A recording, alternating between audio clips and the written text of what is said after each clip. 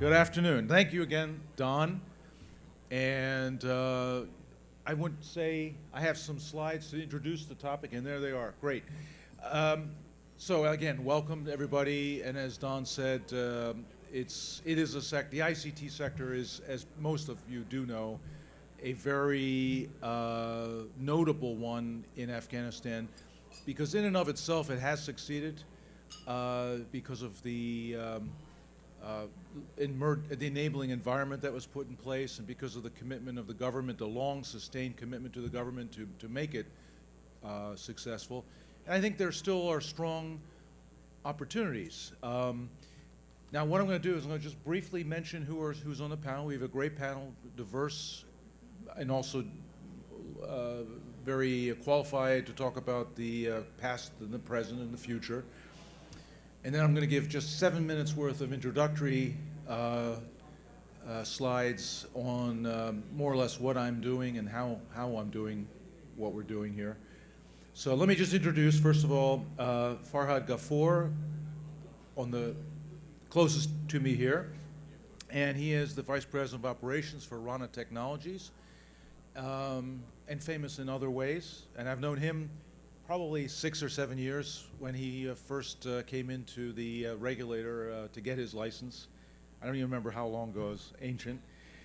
10 years ago, probably, yeah. And then next to him is Monty Sims, Vice President for AWCC. This is basically probably the most prominent and more or less the oldest mobile GSM company in Afghanistan. And then finally on the end is Tony Loda, who is Managing Director of Melat Networks, which is actually an ISP and has connections with the ministry and service going, I think, basically back to 2003 as well.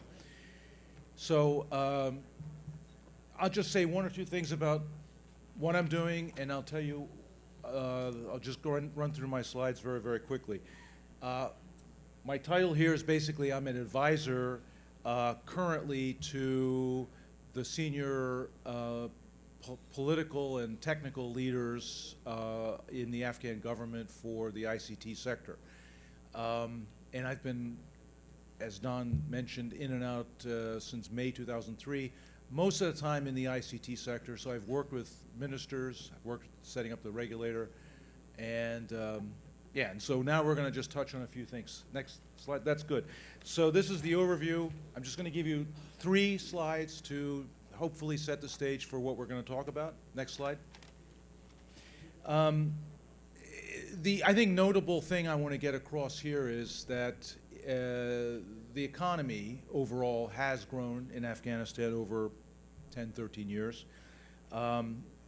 As you can see from the GDP growth, during that time, unlike many other things that typically get more and more expensive, because of competition and efficiency and serving customer requirements, the prices for things are going down. Up to now, the emphasis honestly has been on voice communications by and large in terms of the government's attention and private sector investment, but there are many ISPs that are providing data service. The prices I have noted here for the bandwidth are significant because, let's put it this way, at $3,500 per month, not many Afghans, hardly anybody in the world can afford internet service. We've got to get the price further down, and so some of the policies that I'm supporting the government is to drive this internet cost even further down. And I mean, arguably this number that you see here is a blended rate, so there's actually it is potentially lower in certain ways for internet, but the point is to get the retail price lower. Next slide, please. So, as you all know, there's a new administration came in, and also as part of that installed a new leadership in the ICT sector, including the minister, Vahidi. And in May, he released well, in fact, all the ministries submitted 100-day plans. In his plan, he mostly continued, if I can say, a lot of the topics that were already in the pipeline. And for example, cybersecurity, e-commerce, those are really laws that are being pushed forward. They're needed, and they take a long time, as you know, with any law. eGov are projects that are intended to take advantage of the infrastructure that's in place, and one of them that you might be aware of or have heard about is the electronic ID. Other initiatives, I will list, I'm not going to go in great detail. The interesting thing about the new minister, though, is as opposed to the previous minister, this one really has voiced the intent and is looking to me like he's focusing on data communications and focusing on internet and broader connectivity and that sort of thing. Next slide, please. So we meet periodically with the president's advisor or key lead, senior advisor for ICT and infrastructure. And we've worked out these topics as the key ones we're finishing by, we believe, the end of this year. That is to say, for open access, what that means is simply, up to now, Afghan Telecom, the state-owned enterprise, has been the sole provider, licensed authority, authorized to provide access to the fiber. We're trying to open that up so there's competition so that others can access the fiber on an equal basis as well as install their own. Another interesting thing you might have heard about recently is mobile money is basically a mechanism to take advantage of the fact that many Afghans now do have mobile phones.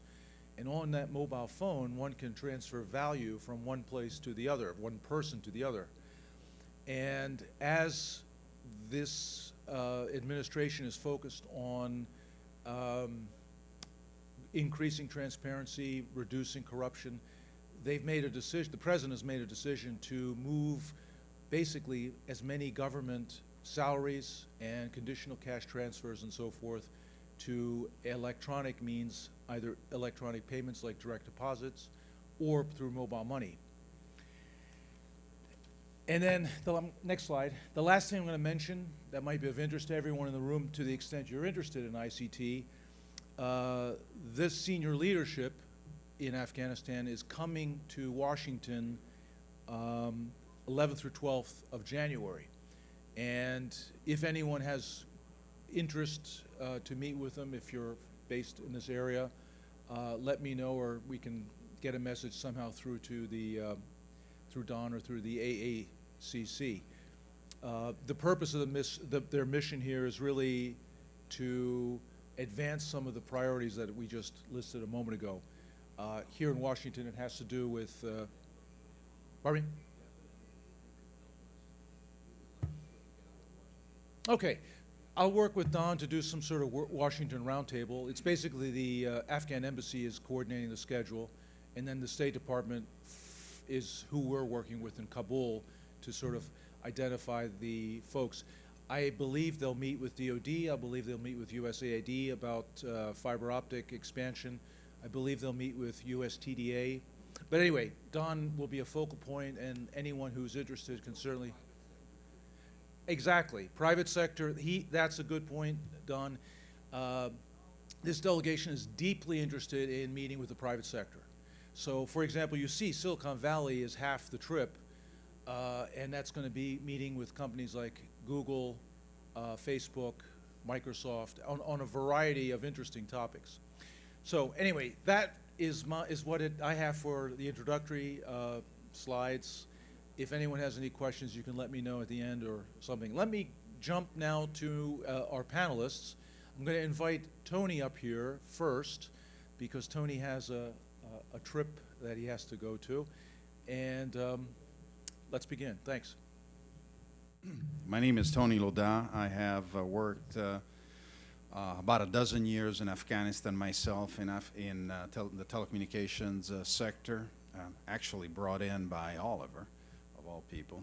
And I spent a number of years advising the Ministry of Communications and working in the sector of the corporatization of Afghan Telecom, and then I've led some other mobile companies. At the present time, I manage an internet service provider, and the service provider's name is Melat, and it's owned by a fairly large international satellite solutions company, Globecom. If you could go to the next slide. Globecom is a fairly, like I said, a big company. It's definitely one of the largest international telecommunication services company active in Afghanistan. The next slide, please.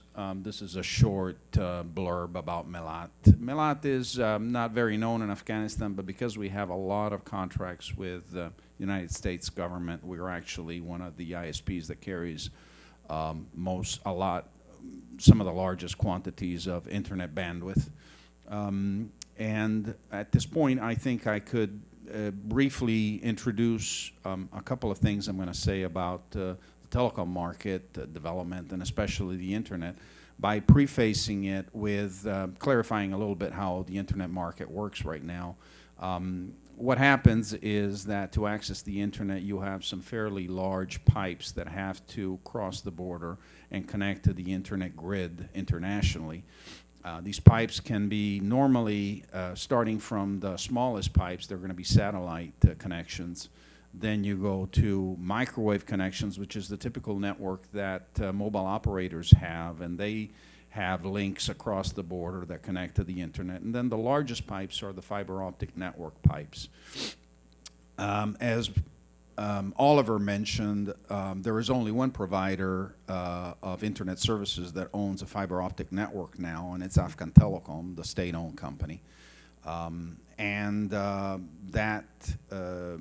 company has a number of problems, and that service has a number of problems that we will discuss. At the end of the day, internet service providers typically either have their own infrastructure, like the mobile network operators or Afghan-Telecom, or they resell bandwidth brought in by these larger companies. In our case, we bring in internet either from satellite or from fiber reselling bandwidth brought in from Afghan-Telecom. If you could go to the next stage, please, to the next page. Because of these characteristics of the infrastructure, it's very important, obviously, and the largest pipes are fiber-based. It's very important the policy of the government on fiber. And the open access policy that Oliver was mentioning about is about allowing all companies that are active in the internet market to have access to the fiber optic network bandwidth, internet bandwidth, at cost levels. Right now, Afghan-Telecom might be buying internet bandwidth for less than $20 a megabit, which is still expensive internationally. If you consider in Europe, the largest operators are buying it for less than $1 per megabit, and then they sell it to you at home for 50 or 60. Well, in Afghanistan, Afghan-Telecom might be buying it at 17, and frankly, the lowest price for most of us is at around $90, $99. That is obviously not cost-based, so for internet service providers, the policy of the government of actually allowing us access to that bandwidth at a cost-plus margin level will mean a lot, and hopefully that will be implemented not only for mobile operators but for ISPs. The other thing is they're going to allow other parties to go out and build their own network infrastructure, fiber network infrastructure. That's going to create more competition in the market and is going to allow for an improvement both in pricing and in volumes. So that's a clear, important development in the market for ISPs. The second issue that we have to deal with is not only the optical fiber network is a monopoly, but it is affected by very poor quality issues. So for a lot of users of the internet, they continue to experience outages 2-3 times a day because, you know, I would say 60% of the internet bandwidth comes over fiber optic networks that are disrupted either by the weather or by public works or by the insurgency, and no real solution has been found to these days to really ameliorate and mitigate these problems. The interesting fact is, well, with satellite, you will never get to where you can replace the pricing and the volume of service that you can provide through fiber. But there are some operators, mainly the mobile network operators, that are now pushing very much the sale of internet bandwidth carried into the country through microwave.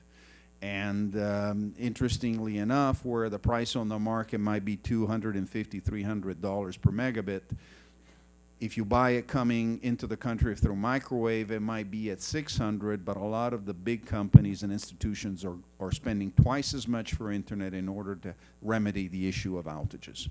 And this is a development that is very active, and it's kind of counterintuitive, but the market is going to higher prices in order to remedy the issue of outages.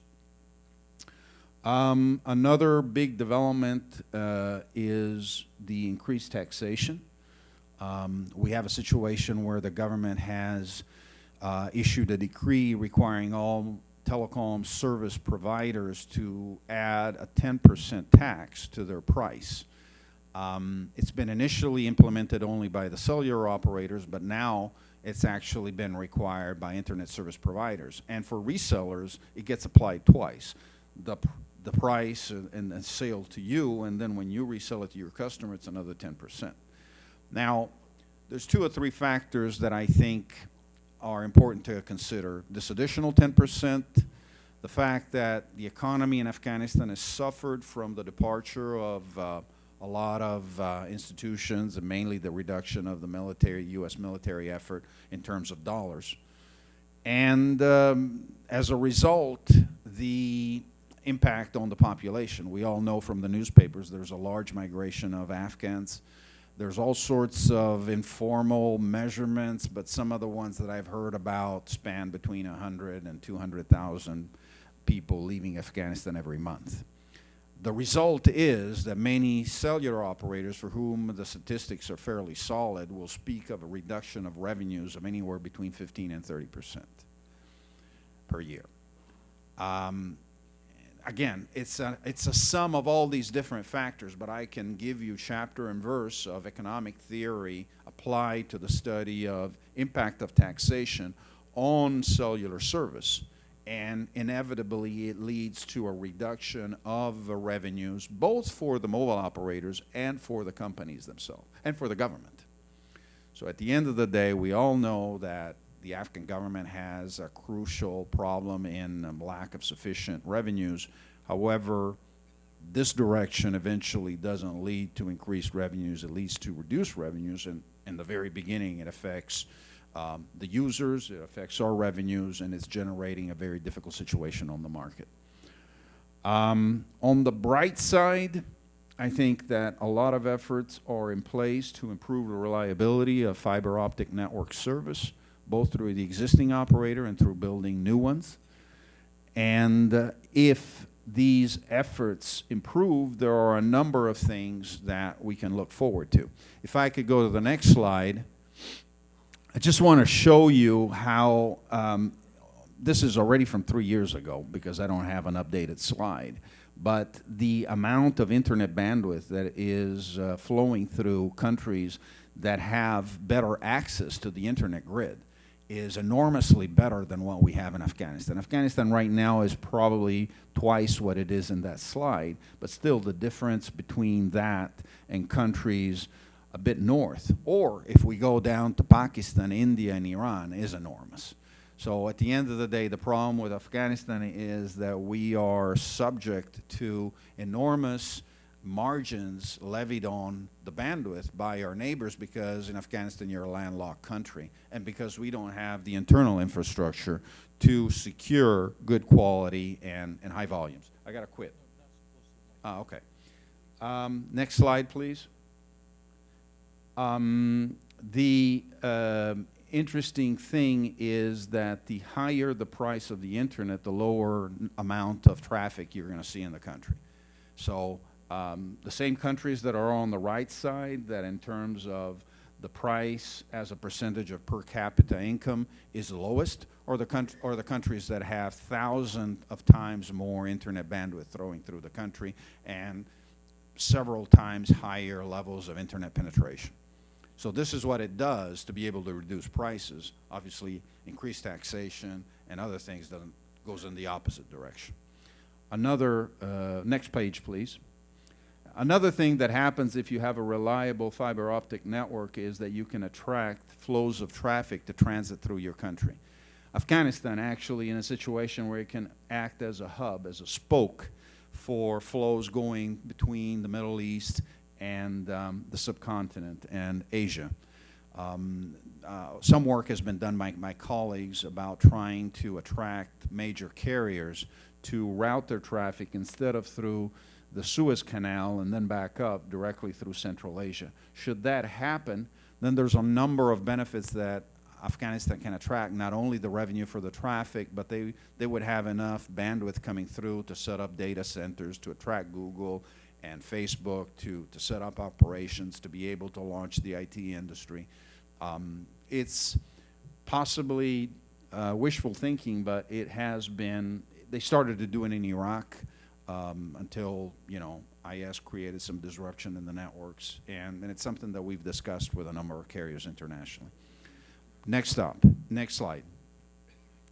That's it. So I just wanted to say that we have to, in the industry, address some very important regulatory and fiscal and infrastructural issues, but if we do, you know, there's an enormous potential of growth for our industry in Afghanistan.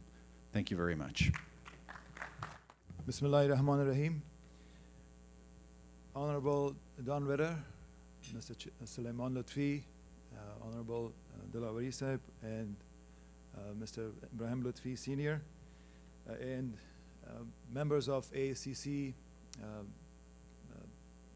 respective members of AACC and their sister organizations, and a very warm welcome to all my fellow Afghans who made it to Washington, D.C. safe and sound, and they have participated in this very successful meeting. Hopefully you had many successes in the last 2 days, and I'm very pleased to share with you some ideas that might make your success even more successful. In view of all the bad news and the negativity that we hear both here and in Afghanistan, we have a very happy story to tell you today. And before I do that, I got a note from one of my respected colleagues to sing a song because they're not exhausted but tired. Is that the right word? I'll take a rain check on that, because what I'm trying to share with you is much more useful to all of you and will change your mood. I guarantee it. If that doesn't work, then I'll sing a song. Okay. All right. Well, my presentation is about what Afghan people or Afghanistan has done with the internet and where they have taken it to, and what promises are waiting down the road for us. Next slide, please.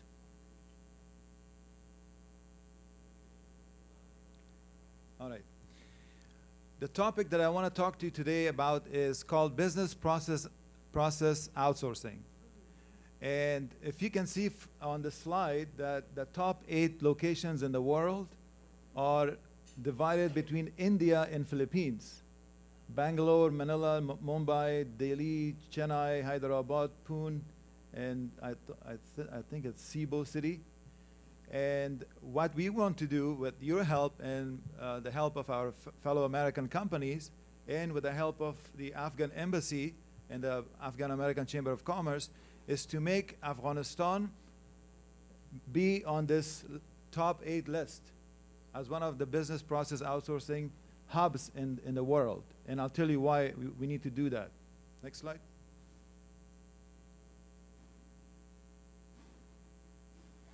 Okay, based on a report by the McKinsey and Company, the addressable market for business process outsourcing is about $450 billion globally. $1 billion. And so far, actually, about 10 to 12% of that has been has been used. So there's a huge market out there, and that 10 to 12% of $450 billion is a lot of money to be made. And what we want to do is we want to get a portion of that $450 billion. We know what's happening in Afghanistan right now. My Afghan colleagues know that very well, that the Afghan youth are running away from their country, and they are taking away with them whatever they have learned over the last 10 or 12 years. Whatever education they have received, the command of English language, and their experiences on they've worked with the American companies or other companies in Afghanistan. They're taking it all with them too, in the hopes of making it better overseas in Europe. And most of them are stranded, and most of those stranded people will be deported back to Afghanistan. So it's a huge problem. We have a very high unemployment rate in Afghanistan, and that's one of the, if not the top, but it's second top issue after security in Afghanistan, that a lot of Afghans are unemployed, and they're trained and they're educated, but there's no jobs for them. So this business process outsourcing can make a lot of jobs, create a lot of jobs for the Afghan youth, in probably even more than 1 million jobs. And I think our President Ashraf Ghani announced that he has a plan that he wants to create 1 million jobs, and this will get him out there, and probably even more than that. So we need the business community, both here in the US and in Afghanistan, and the governments of the United States and the government of Afghanistan to work together with the business community to help Afghanistan be one of those 8 locations in the world, right? I hope you guys agree so far. You follow me so far? Is it a little bit exciting? Giving you some hope? Yeah. Yes? Okay, thank you. Next.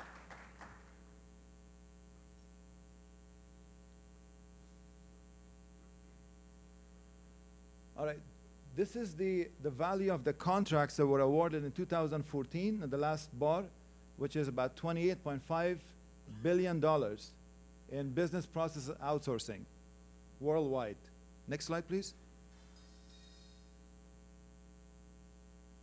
In the global size of the market in 2014, and you can see that it's growing. It's getting too close to be that addressable market, which was $450 billion. In 2014 is $104 billion, and it's increasing. So in 2015 and 16, it's going to go probably to $130, $140 million. Next slide, please.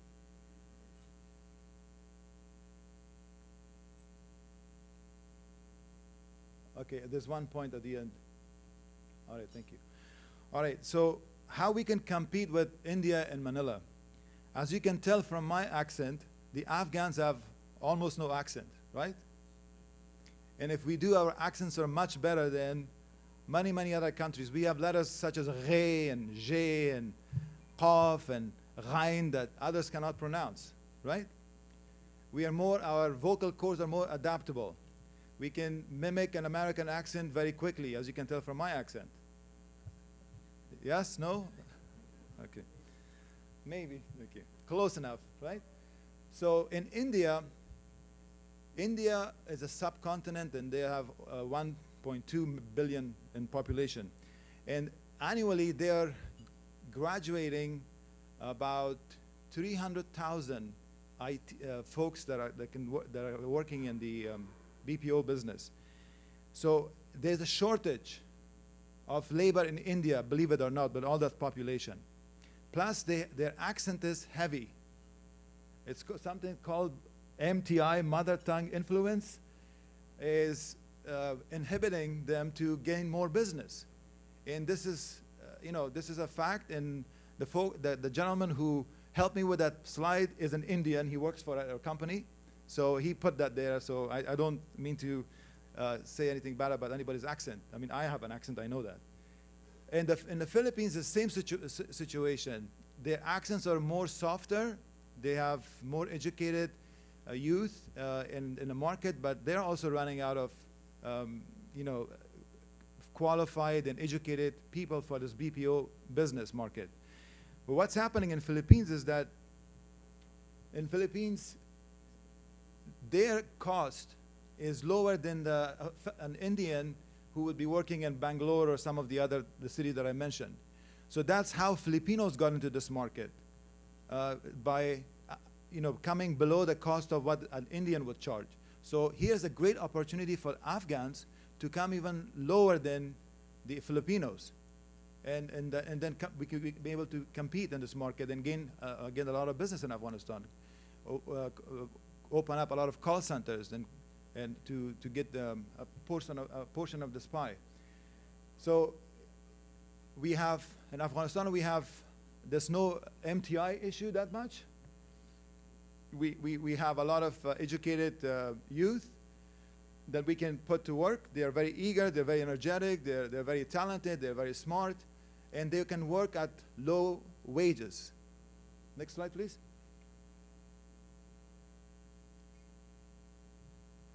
Okay.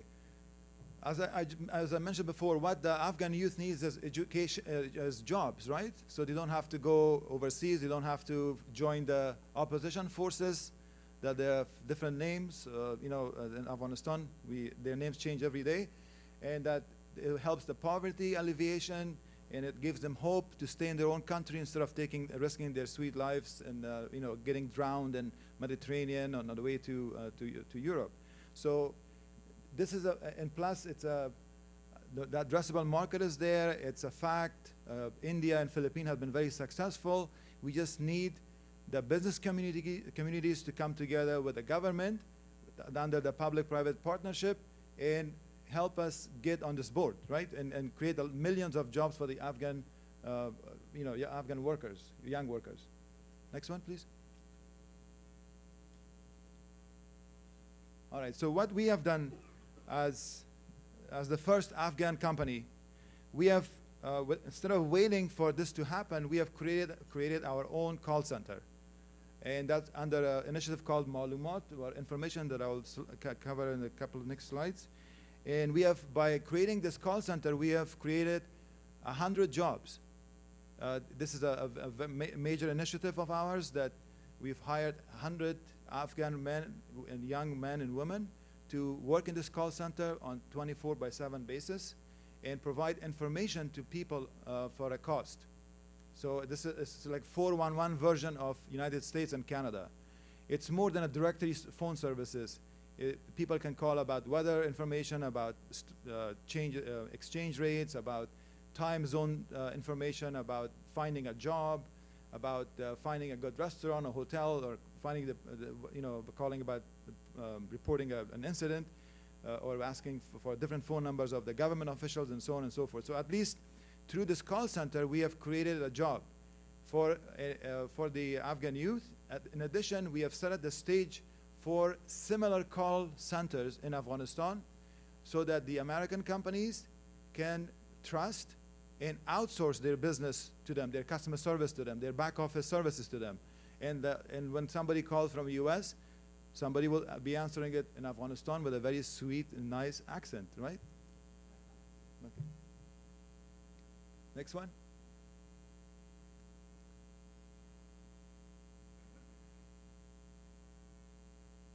All right, so this is more marketing fluff about our company. We are the best, of course, and we have helped global companies, US companies, do business in Afghanistan, and that we've been very successful. We are a 10-year-old company with highest standards and ethics and quality of service and customer satisfaction.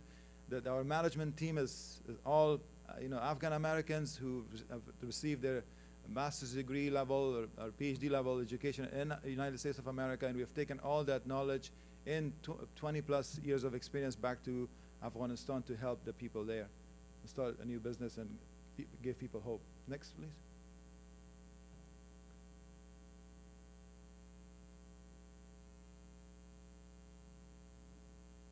All right, these are the typical services that a BPO call center would need to have, and we have it already. So we have set the stage, and we invite other Afghan companies to follow suit and have these call centers set up through business partnerships. So we have, in a typical BPO center, you have to be able to handle customer service, accounting, texting, data entry, imaging, and so on and so forth, inbound sales, translation services, Next slide, please. Voice blasting. Voice blasting means that you just do a broadcast voice. Okay, ISP remote technical support, telecom provisioning, anything that on the back office that can be outsourced. So the advantages, why Afghanistan as the hub for call center business or BPO? Because of cost advantage, efficiency, and we are Tony and all of them mentioned about the existing infrastructure. We have fiber optics. We have we have a system that's already in place in the ground. It needs improvement, but it's working. So we can use and leverage that system, the infrastructure already in place. And then that we have access, we have databases to skilled workers that we can employ and and train and have these call centers up and running in very short time. Next, I'm almost done. Next slide, please.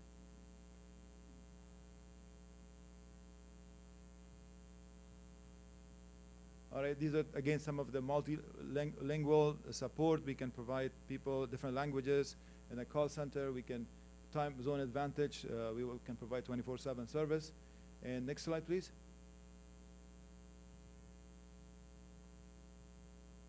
And as I mentioned, 411 Malumat or information is our pilot BPO call center that we have launched successfully, and we get over 1,000 calls every day at the call center, and it's increasing. And we really haven't started our advertising yet, and we just got MTN, Afghan AWCC hasn't signed up yet, but hopefully they'll sign up very soon. Etisalat and Roshan are already processing calls, so if anybody can call 411 from Kabul or anywhere in Afghanistan, it will directly come to this call center, and the service will be provided to them. Or you can even call from here. If you overseas, you can call the country code, which is 93, and then 786-86-86-86, and then it will take you to the call center, to the 411 call center. Next slide, please.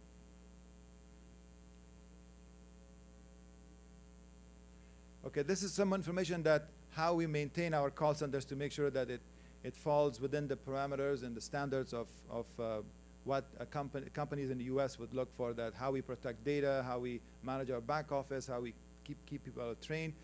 So this is the reason I share this with you is that we know what we are doing. We know what it would take to set up a standards-based call center in Afghanistan. Next. And thank you for your attention. Good afternoon, everyone. My name is Monty Simus. I'm the Vice President of Business Development for the Bayat Group. The Bayat Group is the parent organization to Afghan Wireless Communication, Ariana Television and Radio, Bayat Energy, and the nonprofit Bayat Foundation. On behalf of Dr. Ihsan Bayat and all my colleagues at the Bayat Group, I'd like to take this opportunity to thank the Chamber, particularly Mr. Lufti and Mr. Ritter and all the folks that put so much work and effort into creating this venue. It's 11 years, which is really a wonderful forum, and the fact that I've titled my speech today a little bit about connecting Afghanistan for sustained economic growth and success, and I think this event is sort of signature in terms of connecting people related to this subject and to an important country in the world, so thank you. For many years, the Bayat Group and the Chamber have shared a partnership fostering these types of discussions, and basically with the same goal, to help the Afghan people rebuild their country, build a sustainable economy that's free, prosperous, and filled with opportunity for young men and women in Afghanistan. Achieving this mission requires a partnership between public and private entities, American and Afghan entities, international entities, and the Afghan people. And that said, building this type of partnership, it's not always easy work. In fact, last week, I had a telephone discussion with a reporter for a major North American journal, and she was doing a feature story on the telephony industry. So, of course, as some of my colleagues on the panel have already discussed, it's really a terrific story to tell. You know, she's going to feature sort of the comments about exponential growth and jobs created and services provided. And after the conversation, and I hung up and I was sort of reflecting on our conversation, on our discussion, and I said, you know, I've just spoken with a major media journalist about something good that's happening in Afghanistan, and she's actually going to write this story. I said, you know, I think actually December really is a season of miracles. So, well, regardless of how the actual article comes out, the fact that there is this media interest and continued interest in this sector is proof that things have gone well. The government has set a competitive, open, transparent field for many companies to compete. And at AWCC, we happen to be there early, but we're glad to have other entities involved as well. If we can change the slide, please. So just in brief, today Afghan Wireless is one of the largest GSM operators in the country. It's part of our diversified group, the Bayat Group, as I mentioned. You know, when we first started AWCC, the service was turned on in spring 2002. There was no other telephony service available. In fact, I think the country's 9.3 country code may have actually been sold or was being used by others. Afghans had to travel to Pakistan to make a phone call. And clearly, Dr. Bayat had the vision to bring services to the people, and I think the country has enjoyed these services over the years. So 13 years later, as I mentioned, AWCC is one of the largest networks. We serve over 4 million clients at present across all 34 provinces. We've invested more than $400 million in network equipment over these years. And we would argue, among some of our competitors, that we have a very extensive and technologically advanced network in place. We can shift slides, actually, please. Today, we're the only mobile network that offers HD voice services. It's a technology that lets our subscribers enjoy crystal clear voice communications. We've been very busy in the recent months aggressively expanding our 3G network. We've currently taken it to places such as outside of Kabul to Kandahar, Helmand, Jalalabad, and Farhad. And by early next year, hopefully this high-speed network will cover every major city in the nation. We have super Wi-Fi 3.75G services. It enables thousands of Afghan businesses and households and individuals to talk, stream, and enjoy the power of the internet across the nation's fastest high-speed network. And then more interestingly, as someone mentioned, is the growth of our mobile money business, or actually I'll just say the mobile money ecosystem in Afghanistan as a whole. I think this is a credit to the country and to the regulators and the government. Thousands of people use our mobile money service, My Money, for salary and payment distribution. We think that this helps build sort of a strong and transparent and secure Afghan economy. But even with all these technological triumphs, not only for AWCC, but for others in the industry, and we can, I think, shift slides here as well if you like. There we go, we'll just leave it at that. The fact that perhaps what we're most proud about is the fact that the Bayat Group and AWCC are sort of owned and actually led day to day by Afghans. This wasn't the case when we first started, but today Afghans make up 99% of our workforce.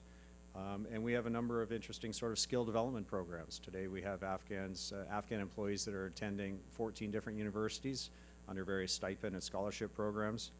And we also provide a range of other internal training programs. And it's a great pleasure for me, having started back in 2004, to see some of these young men and women who are now actually leading big pieces of our business in country.